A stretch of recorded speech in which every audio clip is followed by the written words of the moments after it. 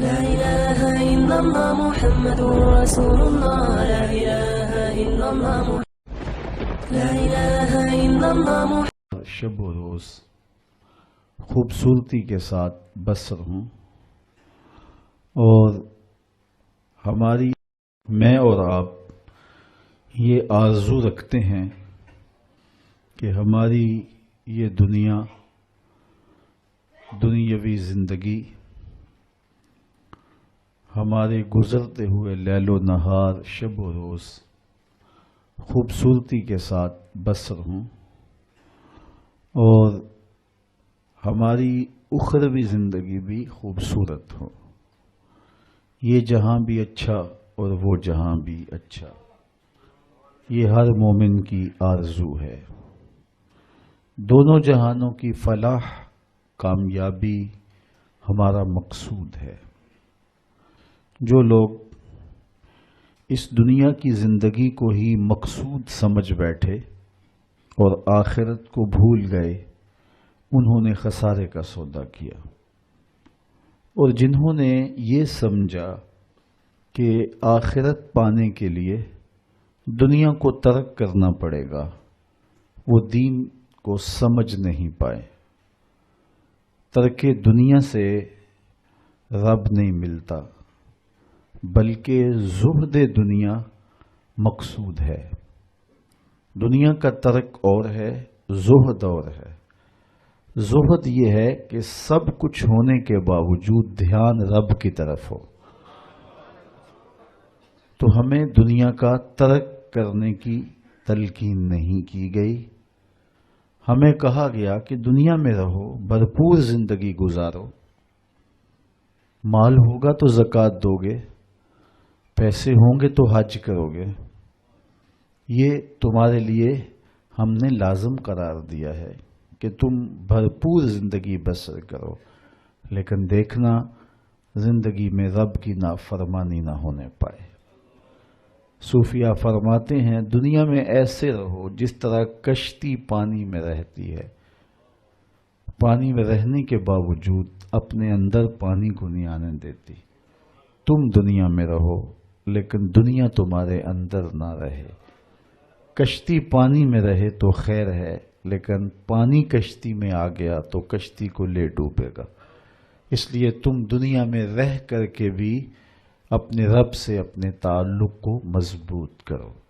ایک شخص حضور کی خدمت میں حاضر ہوا اور سخت کمزور تھا، حدیث میں آتا ہے چوزے کی طرح کمزور۔ آقا کریم نے اسے فرمایا تو نے اللہ سے کوئی دعا تو نہیں کی تھی؟ اس نے کہا جی حضور میں نے ایک دعا کی تھی، شاید وہ دعا قبول ہو گئی۔ کیا دعا کی تھی؟ میں نے کہا تھا مالک آخرت کے حصے کے دکھ بھی دنیا میں دے دے تاکہ میری آخرت صاف ہو جائے۔ تو وہ دعا قبول ہو گئی ہے۔ مجھے یہی لگتا ہے اتنے دکھ، اتنے مصائب، آلام، تکلیفیں آ رہی ہیں کہ انہوں نے مجھے توڑ کے رکھ دیا۔ مجھے بیماری کوئی نہیں، لیکن ان مصیبتوں نے میرا وہ حال کر دیا کہ آپ ملاحظہ کر رہے ہیں۔ تو بظاہر بڑی خوبصورت بات تھی، لیکن میرے حضور نے اس کی اس بات کو پسند نہیں کیا، اور اسے فرمایا کہ تو نے یہ کیوں کہا کہ آخرت کے حصے کے دکھ بھی دنیا پہ آ جائیں؟ تو نے یہ کیوں نہیں کہا ربنا آتنا فی الدنیا حسنۃ وفی الآخرۃ حسنۃ؟ اے اللہ مجھے دنیا میں بھی بہتریاں دے دے، آخرت میں بھی بہتریاں دے دے۔ تو یہاں ذلیل ہونے کے لیے نہیں آئے، یہاں بھی عزتیں ملیں، آخرت میں بھی عزتیں ملیں۔ تو یہ اسلام کا مزاج نہیں ہے کہ رب کو پانے کے لیے دنیا کو ترک کرنا پڑے گا۔ بدھ نے کہا تھا خدا کا قرب پانے کے لیے عورت سے دور رہنا ہوگا۔ اگر آپ عورت سے متمتع ہوتے ہیں تو پھر رب کا قرب نہیں ملتا۔ یہ بدھ کا نظریہ ہے۔ میرے حضور نے کہا مجھے عائشہ کے بستر میں وحی آتی رہی ہے۔ تو ہمارا دین کوہ و غار کا دین نہیں ہے، رہبانیت نہیں ہے۔ اسلام ایک بھرپور زندگی گزارنے کا درس دیتا ہے۔ میں نے کل ہی عرض کیا تھا کہ جو لقمہ بیوی کے منہ میں لا کے رکھا جائے وہ بھی صدقہ لکھا جاتا ہے۔ تنہائی میں بیوی سے جو ملاطفت کی جائے، جو محبت کا اظہار کیا جائے، پیار بھری باتیں کی جائیں، اس کا بھی اجر و ثواب مرتب ہوتا ہے۔ تو یہ ہمارا دین ہے۔ بچوں میں خوش ہوں، بچوں کی اچھی تربیت میں مشغول رہنا نوافل سے بہتر ہے۔ تو یہ ہمارا دین بھرپور زندگی گزارنے کی تلقین دیتا ہے۔ تو ہمیں اس دنیا کی بہتری اور آخرت کی زندگی کی بہتری کے طالب رہنا چاہیے۔ اس دنیا کی بہتریاں بہت ساری ہیں۔ سب سے بڑی بہتری اس دنیا کی زندگی کی کیا ہے؟ دولت، شہرت، عزت، آبرو، کیا اس دنیا کی سب سے بڑی دولت ہے؟ جو مل جائے تو اس پر بہت زیادہ شکر کرنا چاہیے۔ تو آئیے قرآن کھولیے، سورہ المومنون ہے، ارشاد فرمایا قد افلح المؤمنون، فلاح انہوں نے پائی جنہیں ایمان نصیب ہوا۔ تو اس کائنات میں سب سے بڑی نعمت جو حضرت انسان کو دی گئی ہے وہ دولت ایمان ہے۔ قیامت کے دن سب سے بڑی نعمت جو مومنین کو دی جائے گی وہ دیدار الہی ہوگا۔ تو جو آخرت میں دیدار الہی سے محروم ہو گیا اور دنیا میں ایمان سے محروم ہو گیا وہ حقیقی محروم ہے۔ ایک شخص چرخ میں اڑتا ہے، ہواؤں میں جھومتا ہے، جھولتا ہے، ہر دولت اس کو میسر ہے، عزت شہرت اس کی باندھی ہے، وقار تکریم اسے حاصل ہے، دنیا جانتی ہے، زمانہ سے لوٹ کرتا ہے، جو چاہتا ہے وہ ہو جاتا ہے، ہر عیش و عشرت میسر ہے، لیکن اس کے سینے میں ایمان کا چراغاں نہیں، کوڈی مول نہیں ہے اس کا۔ اور ایک شخص جھونپڑے میں رہتا ہے، کھانے کے لیے کبھی مل جاتا ہے کبھی نہیں بھی ملتا، دنیا اسے پہچانتی بھی نہیں ہے، وہ معروف شخص بھی نہیں ہے، لیکن اس کے سینے میں ایمان کا چراغاں ہے، وہ خوش نصیب شخص ہے۔ میرے حضور کا ایک فرمان سنیے، حضور نے فرمایا میرے دوستوں میں سے قابل رشک دوست وہ ہے۔ حضور نے فرمایا میرے دوستوں میں سے، جس کو حضور دوست کہیں اس کی تو پھر قسمت پہ ناز کرنا چاہیے۔ کہا میرے دوستوں میں سے جو قابل رشک دوست ہے وہ ہے جس کا سامان دنیا تھوڑا ہے، نمازیں زیادہ ہیں۔ جب وہ چلتا ہے تو اس کی طرف اشارہ بھی نہیں ہوتا، یہ فلاں صاحب جا رہے ہیں، کوئی ایسا معروف شخص نہیں، کوئی بہت عہدہ ساتھ نہیں لگا ہوا کہ جب چلے تو لوگ کہیں یہ فلاں جا رہے ہیں۔ اللہ اکبر۔ پھر میرے حضور نے فرمایا کہ ثم نقد بیدہ، حضور نے ہاتھ سے چٹکی بجائی، ثم نقد بیدہ، ہاتھ سے چٹکی بجائی، اور پھر فرمایا اس کو موت بھی ایسے ہی آئی، اس کو موت بھی ایسے ہی آئی۔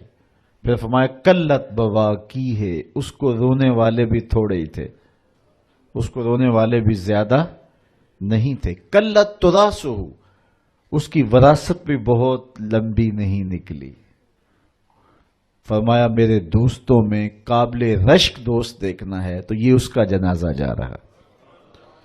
تو ہماری سب سے بڑی دولت ایمان کی دولت ہے، نمازوں کی دولت ہے، شرافت کی دولت ہے۔ یہ دولتیں ہمیں جمع کرنی چاہیے۔ سویر سے لے کر شام تک دونوں ہاتھوں سے ہم امیر بننے کی دوڑ میں لگے ہوئے ہیں، کوشش کر رہے ہیں دولت جمع ہو جائے، دونوں ہاتھوں سے اکٹھی کر رہے ہیں، امیر بن جائیں، دولت مند بن جائیں۔ خیال ہے کہ اگر دولت بہت، دنیا کی دولت جمع کرنے کے لیے دوڑ لگاتے ہو، شرافتیں جمع کرنے کے لیے دوڑ لگاؤ، نجابتیں حاصل کرنے کے لیے دوڑ لگاؤ، سجدوں کی کثرت حاصل کرنے کے لیے دوڑ لگاؤ، صالح اعمال جمع کرنے کے لیے دوڑ لگاؤ۔ خوش نصیبی ہے، ہاں اپنے بچوں کے لیے کاروبار بھی کرو، رزق بھی کماؤ، دولت ضرورت کی تمہیں ہونی چاہیے تمہارے پاس، لیکن فرض کرو اگر نہیں بھی ہے تو اتنی بھی ٹینشن لینے کی ضرورت نہیں ہے، جو میسر ہے اس پہ راضی رہو۔ نہیں 4 کنال کا بنگلہ تو 1 کنال کا گھر جو ہے وہ بھی سکون دیتا ہے. کنال کا گھر بھی نہیں ہے تو 5 مرلے کا کٹیا بھی تو چھت تو اپنی ہے نا, سکون دیتا ہے. چلو ایسا بھی نہیں ہے تو 1.5-2 مرلے میں بھی رہتے ہو تو وہاں بھی تو قرار ہے. اور سنو حضور کا ایک فرمان, سیدنا علی المرتضیٰ سے مروی ہے, میرے حضور نے فرمایا جو اللہ کے دیے گئے تھوڑے رزق پہ راضی ہو گیا, اللہ قیامت کے دن اس کے تھوڑے عملوں پہ راضی ہو جائے گا کہ میرے بندے تو بندہ ہو کے راضی ہے, میں تو پھر رب ہوں. تو یہ کتنا اچھا سودا ہے, اس پہ راضی ہو جانا. دکھوں کو ختم یہی چیز کرتی ہے. بندہ رب پہ راضی ہونا سیکھ لے تو جہاں بندہ ہوگا وہیں خوش ہوگا, اور راضی ہونا نہیں سیکھے گا تو کھرب پتی بھی ہوگا, نفس کی کمینگی ختم نہیں ہوگی. تو پھر اس پہ راضی رہنے کا فن سیکھنا چاہیے. اور یہ فن ملتا کہاں سے ہے؟ یہ فقیروں کی چوکھٹ سے ملتا ہے, اللہ والوں کی صحبت سے ملتا ہے, ان کی اپنی زندگی توکل کا نمونہ ہوتی ہے. تو ان کے پاس بیٹھ کر کے بہت کچھ سیکھنے کو ملتا ہے کہ یہ بھی تو زندگی گزار رہے ہیں. حضور کی سیرت پڑھیں, آپ کو یہ سب کچھ ملے گا. اللہ نے اپنے محبوب کو اختیار دیا, محبوب اگر چاہو تو یہ بطحا مکہ سونے اور چاندی کا بنا دیں. تو حضور کیا کہتے ہیں, ایک دن کھانا دینا, ایک دن فاقہ دینا. جس دن کھانا ملے گا تیرا شکر کروں گا, جس دن فاقہ ملے گا صبر کروں گا. تو اللہ کے حضور عجز, اللہ کے حضور رضا, یہ بہت بڑی دولت ہے. اگر نصیب ہو گئی تو سمجھو زندگی سوکھی ہو گئی, ورنہ ساری زندگی دھوڑی ختم نہیں ہوتی ہے, بھاگم بھاگ لگی رہتی ہے. اور ہر وقت جو ہے وہ مشکل جان نہیں چھوڑتی. لیکن جو اس پہ راضی رہنے کا فن سیکھ جاتا ہے تو وہی باکمال شخص ہوتا ہے, اور اسے ہی طمانیت کی زندگی ملتی ہے, اور اسے ہی قرار کا سودا نصیب ہوتا ہے. شاہ جہاں راوی کے کنارے ٹہل رہا تھا تو اس نے دیکھا کہ وہاں ایک فقیر ریت پہ سویا ہے. تو اس نے اس کو کہا کہ بابا زندگی کیسی گزر رہی ہے؟ اس نے دیکھا اور مسکراتے ہوئے کہا کچھ تو تیرے جیسی گزر رہی ہے, کچھ تیرے سے بہتر بھی گزر رہی ہے. تو بادشاہ کو بڑی حیرت ہوئی, اس نے سمجھا یہ مجھے پہچانا نہیں. فقیر کو کیا پتا ہے شہنشاہ کیا ہوتے ہیں. اس نے کہا تم مجھے پہچانا نہیں؟ کہا تم شاہ جہاں ہو نا, بر صغیر کے بادشاہ ہی ہو نا؟ کہا ہاں ہاں. تو پھر تم نے کیسے کہہ دیا کہ کچھ تیرے جیسی کچھ تیرے سے بہتر؟ میرے جیسی زندگی کا تصور نہیں ہو سکتا, اور تم بہتر کی بات کر رہے ہو. محلات کی زندگی دیکھی ہے تم نے؟ شاہی خدمت گزاروں کے رنگ دیکھے ہیں؟ آبنوسی جو ہے وہ پنکھیوں پر خادماؤں کے انداز دیکھے ہیں؟ تمہیں کیا پتا کہ شاہی زندگی کیسے ہوتی ہے؟ کہا بادشاہ جب رات پڑتی ہے اور تو مخملی اور خوبصورت بستروں پہ سوتا ہے, پھولوں کی لگی ہوئی سیج پہ لیٹتا ہے, میں اس ریت پہ سو جاتا ہوں, اور جب نیند آ جاتی ہے تمہیں بھی خبر نہیں ہوتی کہاں پڑا ہوں, خبر مجھے بھی نہیں ہوتی. اس وقت میری اور تمہاری زندگی ایک جیسی گزر رہی ہوتی ہے. تو کہا میرے سے بہتر؟ کہا جب سحری کا وقت ہوتا ہے تم سو رہے ہوتے ہو, میں اٹھ کے اس سے لو لگا دیتا ہوں, یہ میرا وقت تیرے سے بہتر گزر رہا ہوتا ہے. تو جب انسان اس پہ راضی ہو جائے تو پھر اس کو زندگی گزارنے کا مزہ آتا ہے. بات لمبی نہ ہو تو سب سے قیمتی اثاثہ جو ہمیں دیا گیا ہے وہ ایمان ہے. اللہ تعالیٰ کا شکر ہے ہم بڑے غریب ہوں گے, ہم میں سے بہت سارے لوگ مقروض بھی ہوں گے, بہت سارے لوگ ایسے ہوں گے جن کا ذاتی گھر نہیں ہوگا, کرائے پہ رہتے ہوں گے, بہت سارے لوگوں کے کندھوں پر بیٹیوں کی شادیوں کا بوجھ بھی پڑا ہوگا کہ اتنی بڑی ذمہ داریاں ہیں, میں نے ان کو نبھانا ہے. بہت سارے لوگ کاروباری پیچیدگیوں میں پھنسے ہوں گے, بہت سارے لوگ بیماریوں میں مبتلا ہوں گے, آپ میں سے بہت سارے لوگ مقدمات کی مشکلات میں بھی ہوں گے, دیگر دکھوں میں ہوں گے, اپنوں بیگانوں کی بے وفائیوں کے صدمے بھی ہوں گے, داغ بھی ہوں گے, بہت کچھ ہوگا. لیکن یہ ساری پریشانیاں ایک طرف, اس بات کا شکر ادا کیجئے اللہ نے ہمیں ایمان کا نور عطا فرمایا.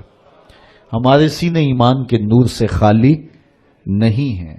میرے والد گرامی اللہ ان کی قبر پہ کروڑوں رحمتوں کا نزول کرے, ایک شعر جھوم کے پڑھا کرتے تھے, محمد جان جانا ہے پیغمبر ہو تو ایسا ہو. رسولوں کی بشارت سے مبشر ہو تو ایسا ہو، امر توقیر کا سب کو موکر ہو تو ایسا ہو، کیا ہم کو غلام ان کا مقدر ہو تو ایسا ہو۔ تو یہ ہمارے بخت کہ ہمیں حضور کا غلام ہونے کی سعادت بخشی گئی۔ قد افلح المؤمنون، فلاح انہوں نے پائی جو اہل ایمان ہیں۔ الذین هم فی صلاتہم خاشعون، یہ وہ خوش نصیب لوگ ہیں جو نماز میں خشوع کرتے ہیں، گڑ گڑاتے ہیں، اللہ کے حضور عاجزی کرتے ہیں، ان کی آنکھیں آنسوؤں کا خراج دیتی ہیں، عجز کرتے ہیں اس کے حضور۔ یہ سعادت مندی ہے، نماز میں خشوع نصیب ہو جانا۔ میرے حضور نے ارشاد فرمایا، جب حضرت جبریل حضور کے پاس آئے اور حضور کی خدمت میں ادب سے بیٹھ گئے تو انہوں نے کچھ سوال پوچھے، تو ان سوالوں میں سے ایک سوال یہ تھا کہ حضور مجھے احسان کے بارے میں خبر دیجئے۔ تو آقا کریم نے ارشاد فرمایا کہ تو اپنے رب کی عبادت اس طرح کرے کہ تو اسے دیکھتا ہے، اور اگر یہ کیفیت پیدا نہیں ہوتی تو کم از کم یہ کیفیت پیدا ہو کہ وہ تمہیں دیکھ رہا ہے۔ تو جب یہ تصور ہوتا ہے کہ وہ ہمیں دیکھ رہا ہے تو پھر حرکات و سکانات مرتب ہو جاتی ہیں۔ ہم جاتے ہیں نا کسی جگہ پہ تو وہ کہتے ہیں جناب آپ لائیو جا رہے ہیں، تو پھر کپڑے سوار کے بیٹھ جاتے ہیں، اعضاء کا جو ہے وہ نظم قائم رکھتے ہیں کہ اتنے لوگ دیکھ رہے ہیں تو ہم اپنی حرکات و سکانات کو مرتب رکھیں، منظم رکھیں۔ تو جب لوگ دیکھ رہے ہیں تو حرکتیں منظم ہونی چاہیے، تو جب رب دیکھ رہا ہو تو پھر دل کی دھڑکن بھی بے ترتیب نہ ہونے پائے، پھر وسواس، خیالات، کیا کچھ جو انسان کی زندگی کو برباد کرتے ہیں ان سے کنارہ کشی ہو، اور اس تصور میں ڈوب جائے کہ میرا رب مجھے دیکھ رہا ہے۔ یار کسی کی ماں اس کو پیار سے دیکھ رہی ہو تو پھر وہ نشہ نہیں اترتا، باپ دیکھ رہا ہو پیار سے تو وہ اپنا رنگ ہوتا ہے، استاد شفقت سے دیکھ رہا ہو، مرشد دیکھ رہا ہو کسی کو تو پھر وہ نشہ نہیں جاتا، تو کیا تصور میں بندہ ڈوب جائے کہ میرا رب مجھے دیکھ رہا ہے۔ تو جب رب شفقت سے، محبت سے بندے کو دیکھ رہا ہے تو پھر اس کی نماز میں کیوں لذت پیدا نہیں ہوگی، کیوں سرور پیدا نہیں ہوگا، کیوں کیفیات کا جہاں آباد نہیں ہوگا۔ تو فرمایا کہ وہ پھر خشوع کرتے ہیں، گڑ گڑاتے ہیں، روتے ہیں، عجز و انکساری کرتے ہیں۔ ان کی نمازیں پھر کس انہماک کے ساتھ، کس محبت کے ساتھ، کس پیار کے ساتھ ادا ہوتی ہیں، ان کے سجدوں کی کیفیت کیا ہوتی ہے۔ ایک روایت میں آتا ہے بندے کو پتہ چل جائے سجدے میں جو اس پر رحمتیں اترتی ہیں تو وہ سجدے سے سر ہی نہ اٹھائے، اتنی رحمتیں اس کے اوپر نازل ہو رہی ہوتی ہیں۔ تو وہ اپنی نمازوں میں خشوع کرتے ہیں، للہیت کے ساتھ، خلوص کے ساتھ، عجز و انکساری کے ساتھ، گڑ گڑاتے ہوئے، روتے ہوئے۔ اللہ اکبر۔ حضور علیہ الصلوۃ والسلام جب نماز پڑھتے تھے تو ایسے لگتا تھا جس طرح حضور کے سینے میں ہنڈیا پک رہی ہے۔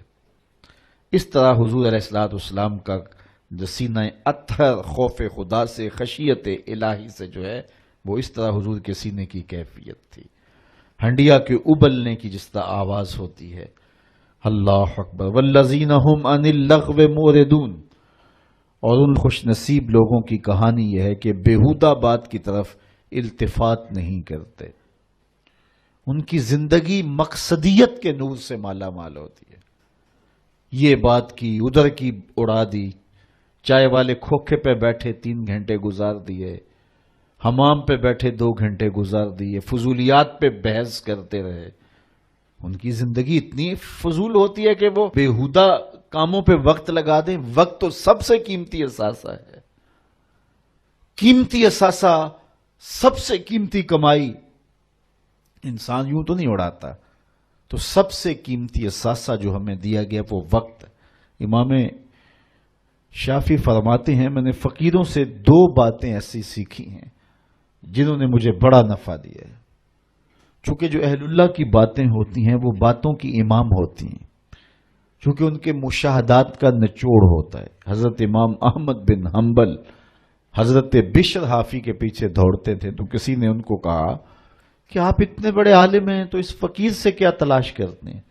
تو امام احمد بن حنبل فرمانے لگے کہ احمد بن حنبل جس رب کو مانتا ہے بشر حافی اس رب کو جانتا بھی ہے. تو ان سے بڑی باتیں ملتی ہیں ہمیں. تو کہا فقیروں کی دو باتوں نے مجھے بڑا ہی فائدہ دیا. ان میں سے ایک بات یہ، الوقت سیف قاطع، وقت کاٹ دینے والی تلوار ہے. اگر وقت کو تم نہیں کاٹو گے تو وقت تمہیں کاٹ دے گا. کہا اس بات نے مجھے بڑا نفع دیا اور میرا وقت بچایا، ورنہ ہمارا کتنا وقت برباد ہو جاتا ہے.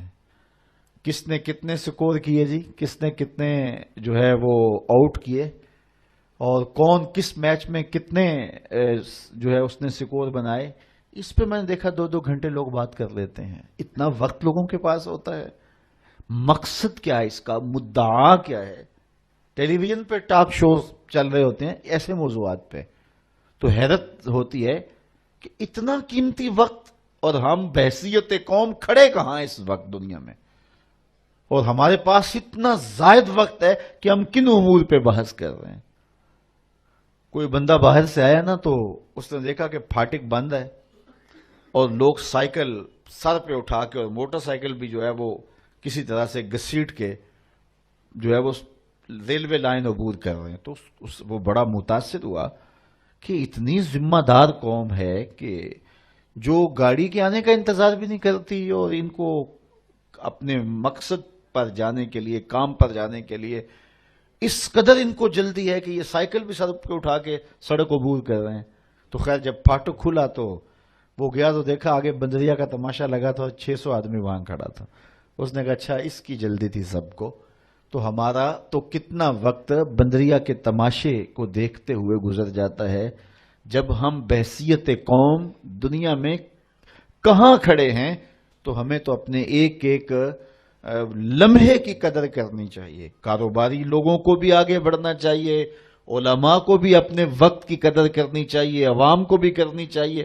ہمارے علماء کا بھی حال ایسے ہی ہے. ایسے ایسے موضوعات پہ گفتگو کرتے ہیں جو نہ قوم کی ضرورت ہوتی ہے اور نہ ان کی ضرورت ہوتی ہے، لیکن بس وقت ہے کہ ان کے پاس اتنا ہے کہ 3-3 گھنٹے ایسے ایسے موضوعات پہ بات کر جاتے ہیں کہ جس کی قوم کو کس طرح سے ضرورت بھی نہیں ہوتی ہے. تو ہم اپنے وقت کو ضائع کرتے ہیں جو سب سے قیمتی اثاثہ ہے ہمارے پاس. حضرت امام ابو بکر بن داسا کہتے ہیں میں امام ابو داود سے ملا، یہ جنہوں نے سنن ابی داؤد لکھی ہے. تو کہتے ہیں کہ وہ فرمانے لگے کہ مجھے اللہ کے رسول صلی اللہ علیہ وآلہ وسلم کی 6 لاکھ حدیثیں زبانی یاد ہیں. ان 6 لاکھ احادیث رسول کا میں نے خلاصہ تیار کیا تو میرے پاس رہ گئیں 4000 حدیثیں. پھر میں نے زہد، مناقب، فضائل، قصص اور پچھلی امتوں کے تذکروں پر مشتمل حدیثوں کو الگ کر دیا.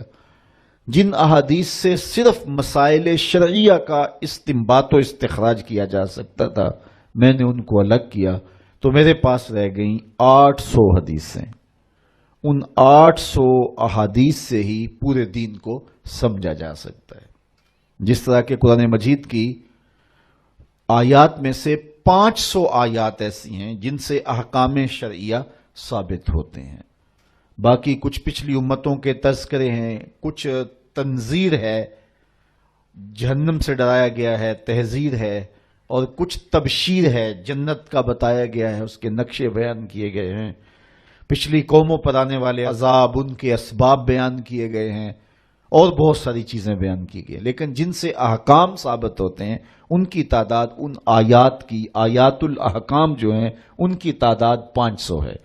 اسی طرح لاکھوں احادیث کا خلاصہ جو تیار کیا تو جن احادیث سے احکام کا ثبوت ہوتا ہے اور مسائل شرعیہ کا استنباط و استخراج کیا جاتا ہے ان کی تعداد ہے 800. تو حضرت امام ابو داؤد کہتے ہیں میں ان 800 احادیث کا ایک اور خلاصہ تیار کیا تو میرے پاس رہ گئیں 4 حدیثیں. اور ان 4 حدیثوں کے بارے وہ فرماتے ہیں اساس الاسلام ہیں، اسلام کی جڑ ہیں، اسلام کی بنیاد ہیں. ان میں سے ایک حدیث یہ ہے من حسن اسلام المرء ترکہ ما لا یعنی ہے. کسی شخص کے اسلام کا حسن یہ ہے کہ وہ ہر بے مقصد کام کو چھوڑ دیتا ہے. ترک کر دیتا ہے۔ تو جب بے مقصد کاموں کو ہم چھوڑ دیں گے تو ہمارے پاس پھر وقت کا مصرف بڑا خوبصورت ہوگا، لیکن ہمارا کتنا وقت بے مقصد کاموں میں گزرتا ہے۔ میرے ایک دوست کہتے ہیں یہ جو ہم موبائل سنتے ہیں اس میں ہور سناؤ نکال دیں تو کتنا وقت بچ جاتا ہے۔ بات تو ایک آدھے منٹ کی ہوتی ہے، وہ کہتے ہیں ہور سنا تو کتنا وقت اس میں ہمارا برباد ہو جاتا ہے۔ تو ہم اپنے وقت کی قدر کریں، ایک ایک لمحے کی قدر کریں۔ جو قومیں اپنے وقت کو بچاتی ہیں، وقت کی قدر کرتی ہیں، وہی سرخرو اور سربلند ہوتی ہیں۔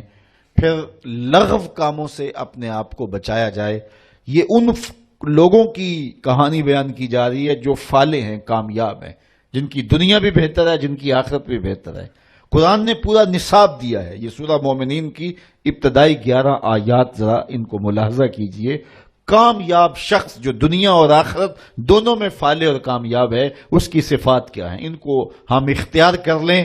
یہ اتنی بڑی باتیں ہیں کہ ہماری زندگی کو نور دینے کے لیے یہ باتیں کافی ہیں، چونکہ یہ ہمارے رب نے ہماری رہنمائی فرمائی ہے۔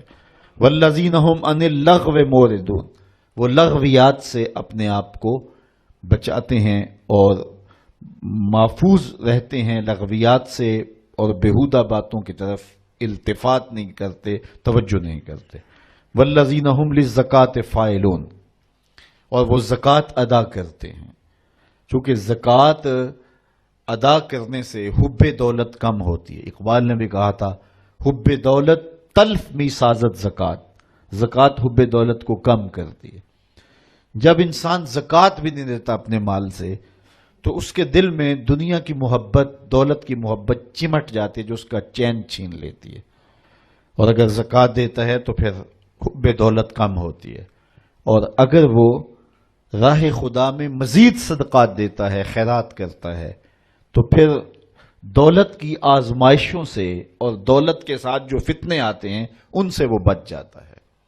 دولت جب آتی ہے تو اپنے ساتھ بہت سارے فتنے لے کر آتی ہے، تو وہ فتنوں سے بچنے کے لیے صدقات کثرت کے ساتھ دیے جائیں، دولت راہ خدا میں خرچ کی جائے، تو پھر فتنوں سے بھی بچے گا اور گناہوں کا کفارہ بھی بنے گی۔ تو وہ زکوٰۃ دیتے ہیں، اور یہ بات ذہن میں رکھیں، زکوٰۃ دینے سے یا صدقہ دینے سے دولت کم نہیں ہوتی۔ میرے حضور نے ارشاد فرمایا، قسم کر کے ارشاد فرمایا، حضرت ابو کبشہ الانماری رضی اللہ تعالی عنہ سے مروی ہے، حضور نے 7 چیزیں ارشاد فرمائیں، جن میں 4 چیزیں حضور فرمایا بغیر قسم کے بیان کرتا ہوں، اور 3 چیزیں میرے حضور نے فرمایا میں قسم کر کے بیان کرتا ہوں۔ اللہ اکبر! جب حضور رب کی قسم کریں تو پھر کتنی بڑی بات ہوگی۔ تو فرمایا میں اللہ کی قسم اٹھا کے کہتا ہوں۔ ان میں سے ایک بات فرمایا، ما نقصا مال عبد من صدقہ، فرمایا میں محمد قسم اٹھاتا ہوں صدقے سے مال کم نہیں ہوتا۔ تو یہ حضور علیہ الصلوۃ والسلام نے جو ہے وہ فرما دیا، اور ہمارے لیے یہ کافی اور سچی بات یہ ہے، جو اللہ کی راہ میں دیتے ہیں ان کا مال کم نہیں ہوتا۔ میرے بزرگ فرماتے تھے جب تک کنویں سے پانی نکالا جاتا رہا، تازہ بھی تھا وافر بھی تھا، جب کنویں نے پانی باہر دینا چھوڑ دیا، لوگوں نے لینا چھوڑ دیا، تو پھر کیا نتیجہ ہوا؟ پانی نیچے بھی چلا گیا، گدلا بھی ہو گیا۔ تو جب وہ باہر دیتے تھے، بانٹتے تھے، نیچے سے سوتے بھی پھوٹتے تھے۔ تم لوگوں کو راہ خدا میں دیتے رہو، اللہ بھی تمہیں عطا کرتا رہے گا۔ اللہ اکبر! والذین هم للزکاۃ فاعلون والذین هم لفروجهم حافظون، یہ بڑی اہم بات بیان فرمائی۔ فالح شخص کے لیے جو شرائط ہیں، ایک تو مال سے محبت نہ کرے، اس کو خیرات کرے، لغویات سے اپنے آپ کو بچائے، نماز میں خشوع اور عجز پیدا کرے، اور ایک خوبی ہے والذین هم لفروجهم حافظون، وہ اپنی پارسائی کے محافظ ہوتے ہیں، اپنی عصمت کے جوہر کو لٹنے نہیں دیتے، وہ آوارہ مزاج نہیں ہوتے، دل پھینک نہیں ہوتے، بلکہ وہ اپنی عصمت کے جوہر کو محفوظ کرتے ہیں اور حق صاحب حق تک پہنچاتے ہیں۔ میرے حضور نے ارشاد فرمایا، جو تمہارے 2 جبڑوں کے درمیان ہے، یعنی زبان، اور جو 2 ٹانگوں کے درمیان ہے تمہاری پارسائی کی جگہ، ان دو چیزوں کی تم مجھے ضمانت دے دو، میں محمد تمہیں جنت کی ضمانت دے دیتا ہوں۔ دور موجود میں بے حیائی پورے عروج پہ ہے، ہمارا میڈیا اس کو پروموٹ کر رہا ہے، سوشل میڈیا نے قیامت ڈھا دی، اور ماں باپ کی گرفت اولاد پر کمزور ہو گئی، ماحول اتنا حیا سوز ہو گیا کہ اپنے دامن اور اپنی عصمت کو محفوظ رکھنا اتنا آسان کام نہیں رہا، لیکن اس کے باوجود فالح بننے کے لیے یہ کام کرنا ہی پڑے گا، ورنہ فالحین میں نام نہیں آئے گا، کہ اپنی عصمت کے جوہر کو محفوظ رکھا جائے، حالات کے تیور کوئی بھی ہو، حسن بجلیاں گرا رہا ہو، خواہشات دیوانی ہو اور آرزویں مچل رہی ہوں، لیکن اپنی آبرو کا پہرا دے کہ میرا رب میری ہر ادا دیکھ رہا ہے، اور یہ یقین جب انسان کی روح میں اترتا ہے تو پھر حالات کا تیور کچھ بھی کیوں نہ ہو، انسان اپنی آبرو محفوظ رکھتا ہے۔ کیا آپ دیکھتے نہیں ہیں کہ حیا سوز ماحول میں بت کے اوپر موٹا کھیس ڈال کر دروازے بند کر کے زلیخا بولتی ہے قالت ہے تلک یوسف اب تو آ جاؤ نا، اب تو کوئی نہیں دیکھ رہا، اور پھر وہ شاہی محل کی شہزادی ہے اور جناب یوسف جوان رانا ہیں، لیکن جب اس نے دعوت پیش کی ہے حسن قدموں میں بچھنے کے لیے خود بےتاب ہے، تو جناب یوسف کیا بولے؟ قال معاذ اللہ، کہا میں اللہ کی پناہ میں آتا ہوں۔ اللہ اکبر! پھر اتنی روشنیاں برسیں کہ گناہ کا تصور بھی محال ہو گیا۔ یکا یک حضرت یوسف کے دل میں خیال آیا اور آپ نے زلیخا سے وہ بات بھی کی، کہا کہ تو اس بت سے حیا کرتی ہے جس کی بے نور آنکھیں دیکھتی نہیں، تیرا یہ جھوٹا معبود ہے تو اس سے بھی حیا کرتی ہے جس کی بے نور آنکھیں دیکھتی بھی نہیں، میں اس سے حیا نہ کروں جو ساتویں کوٹڑی میں بھی دیکھ رہا ہے۔ پھر حضرت یوسف کا یقین اتنا مضبوط ہوا، اتنا روشن ہوا کہ دروازے سامنے مکفل ہوئے تھے، لیکن اس سے اپنی جان چھڑا کر حضرت یوسف بھاگتے ہیں، دروازے کو تالا لگا ہوا ہے، لیکن جب یوسف تیقن کے ساتھ، یقین کے ساتھ دروازے کے قریب جاتے ہیں، زنجیر ٹوٹ کے گر جاتی اور دروازہ کھل جاتا ہے، پھر دوسرا، تیسرا، حتیٰ کہ 7 دروازے کھل جاتے ہیں، اور حضرت یوسف کی عصمت پہ دھبا نہیں آنے پاتا۔ حالات کا رخ کوئی بھی ہو، لیکن جب عزم مصمم ہو کہ میں اپنی آبرو اور اپنی عزت اور اپنی ناموس کو رسوا نہیں کروں گا، تو اللہ پھر مدد کرتا ہے، وہ بند دریچوں کے اندر بھی بندوں کے لیے راستے پیدا کر دیتا ہے۔ الا علی ازواجہم او ما ملکت ایمانہم فانہم غیر ملومین، ہاں مگر ان کی جو بیویاں ہیں اور شرعی باندیاں ہیں ان پر انہیں کوئی ملامت نہیں ہے۔ فمن ابتغى وراء ذلك فاولئک هم العادون، تو جو ان دو کے سوا کچھ اور چاہے وہی حد سے بڑھنے والے ہیں۔ والذین هم لاماناتہم وعہدہم راعون،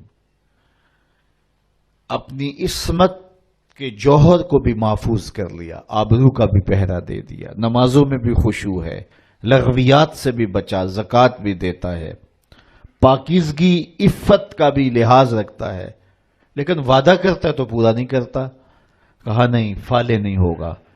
فلاح کی منزل تک پہنچنے کے لیے عہد کو پورا کرنا پڑے گا، امانتیں تمہارے گھر میں رکھی ہیں تو ان کو ادا کرنا پڑے گا، خیانت نہیں کرنی، امانات کو ادا کرنا ہے اور عہود کو پورا کرنا ہے۔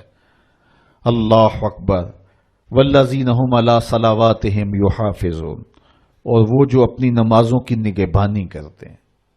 نماز کا ذکر دوسری مرتبہ آ گیا، اس سے سمجھ میں آیا کہ نماز کتنی اہم ہے۔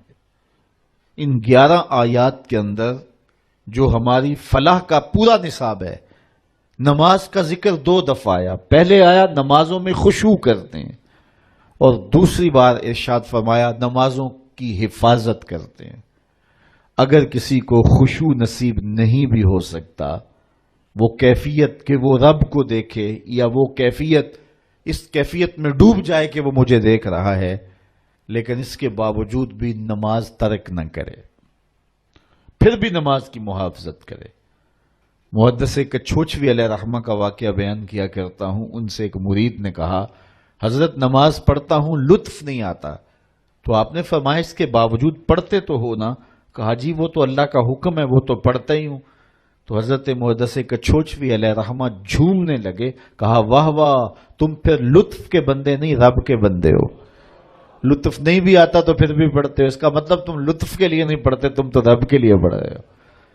تو میاں نہ بھی خشوع پیدا ہو پھر بھی نمازوں کی محافظت کی جائے۔ جب اللہ کا نمائندہ پکارے حی علی الصلاۃ حی علی الفلاح، سستی ہو، کسل ہو، بیماری ہو، جی نہیں بھی چاہ رہا، پھر بھی اٹھ کے چلے جاؤ۔ کیوں جا رہے ہو؟ اللہ کا حکم ہے۔ اللہ اکبر۔ تو نمازوں کی محافظت ضروری ہے۔ اس شخص سے بڑا بد نصیب کوئی نہیں کائنات میں جو شخص اللہ کی حضور جھکنا نہیں جانتا۔ کہتے ہیں بڑا اچھا ہے، بڑا اچھا ہے، رب کے حضور جھکتا ہے؟ نہیں جھکتا، نہیں اچھا ہے۔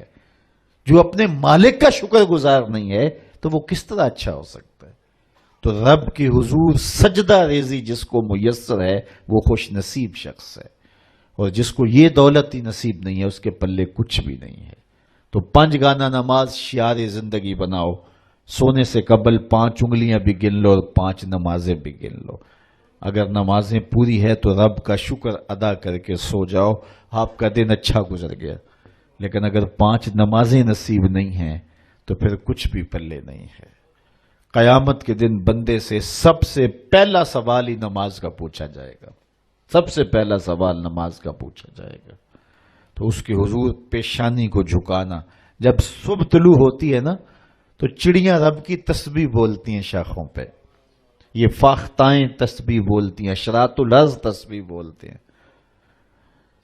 بلوں سے سر نکال کے چونٹیاں رب کی تسبیح اور اس کی تقدیس کے ترانے پڑھتی ہیں۔ اس شخص سے بد نصیب کون ہوگا جس کے گھر سے خراٹوں کی آواز آتی ہے، اور اس سے بڑا خوش نصیب کون ہوگا ادھر پوپ پھٹ رہی ہوتی ہے، ادھر مسلح بچھنے لگ جاتے ہیں۔